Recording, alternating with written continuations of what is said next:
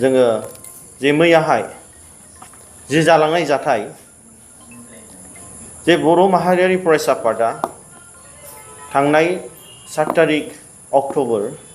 2023 जितु उदालगुरि डिस्ट्रिक्टआव जोंहा मोनसे सोमावसारनाय हाबाफारि लानायनि जे मोनसे थांखि लादोंमोन बेखौ लोब्बा लानानै बर' माहारियारि फरायसा आफाद उदालगुरि डिस्ट्रिक्टनि दैदेनगिरि बिथांमोनहा मास मोनसेनि आगोल जितु परमिशननि प्रसिडिउर्सखौ बानायनानै बिथांमोनहा थांनाय 5 तारिखआव सुपारिनटेन्डेन्ट अफ पुलिस उदालगुरि डिस्ट्रिक्टनिफ्राय एनअसि मोननानै बिथांमोनहा 7 तारिखआव नि प्रग्रामनि थाखाय डेपुटि कमिशनार अफ उदालगुरि डिस्ट्रिक्टआ जि मोनसे परमिशन होनांगौमोन बिथांमोना इन्टेन्शनेलि बेखौ होआखै आरो जोंनि 7 तारिखनि बनसुनि जे सोमावसारनायनि आलादा रायजो सोरजिनायनि जे सोमावसारनाय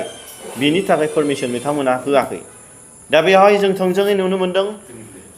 बे उदालगुरि डिस्ट्रिक्ट एडमिनिस्ट्रेशन बिथांमोनहा मानगोनां डेपुटि कमिशनार बिथाङा जे मोनसे भारतनि संबिधान बादे मोनसे गोग्लैसोनाय हारिया ट्राइबेल जाथिया दि सोमावसारनो एबा गावसिनि जि मोननांगौ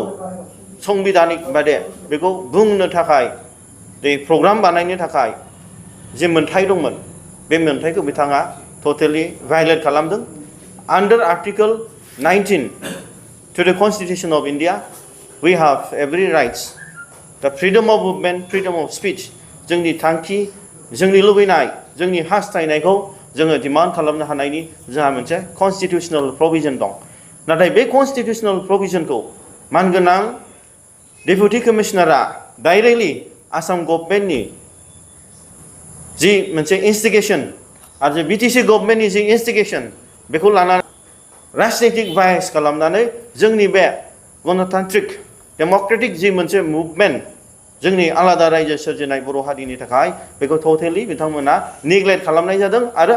भारतनि संबिधानखौ भायलेसन खालामनाय जादों। आरो बे भायलेसन खालामनाय बे असनमान खालामनाया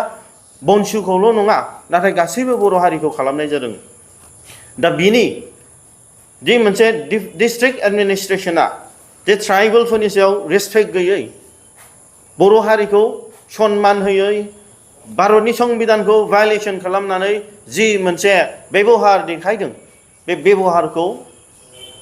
जोंनि बनसुआ जेब्लायबो निन्दा खालामदों। आरो बे डेम'क्रेटिक भाबै बर' माहारियारि फरायसा आफादा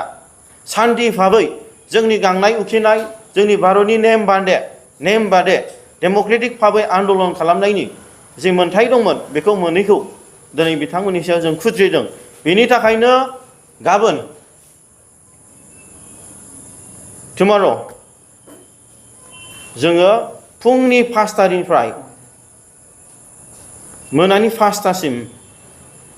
जोङो मोनसे जोंनि बड'लेण्ड टेरिटरियेल काउन्सिल एरियासआव जों मोनसे जेनेरेल स्ट्राइक खालामनाय जादों। बेयाव टटेलि गासैबो अफिसेस मार्केट्स बाजार गासैबो गारि हान्था मेलाया बन्द जाजोबगोन। आरो बेनि गेजेराव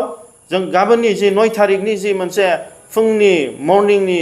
5 तानिफ्राय बेलासिसिम 5 तासिम कमप्लिट जों रायजो राजाखौ जों सांग्रां खालामनो लुबैदों जे बे माबाफोर मोनसे समस्या जायोबा बेयावहाय मानगोनां रायजो राजा नोंथांमोनहा निजेनो साबधान जानांगोन। मानो होनब्ला दिनै जों बे बन्द'खौ होनो गोसो गैयामोन नाथाय भारत सरकारा एबा आसाम सरकारा जोंनि बिटिसि सरकार जोंनि एडमिनिस्ट्रेशना डिसि एसपि बिथांमोना जे जोंखौ भायलेसन खालामदों भारतनि संबिधान आर्टिकल 19 खौ। दा बिनि थाखायनो जोंबो एखे रोखोमैनो